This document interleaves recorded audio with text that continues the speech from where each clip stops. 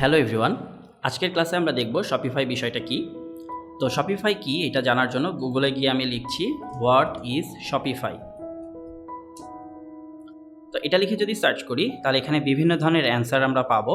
তো আমি যদি আপনাদেরকে সহজ করে বলার চেষ্টা করি তাহলে শপিফাই হচ্ছে একটি paid CMS, content management system. আমরা এর আগে ওয়ার্ডপ্রেস দেখেছিলাম, ওয়ার্ডপ্রেস দিয়ে ই কমার্স ওয়েবসাইট তৈরি করেছিলাম। সো ওয়ার্ডপ্রেস কী ছিল? ওয়ার্ডপ্রেসও ছিল কিন্তু একটু সিএমএস, বাট ওপেন সোর্স এবং ফ্রি একটা সিএমএস। শপিফাই হচ্ছে পেইড একটা সিএমএস, যেইটা সাধারণত ই কমার্স ওয়েবসাইট তৈরি করার জন্য ওয়ার্ল্ডে খুবই বেশি পপুলার। ওকে, এখন শপিফাই এইটা হোয়াট ইজ শপিফাই এটা লিখে সার্চ করলে আমরা শপিফাইয়ের অ্যান্সারগুলো পাবো।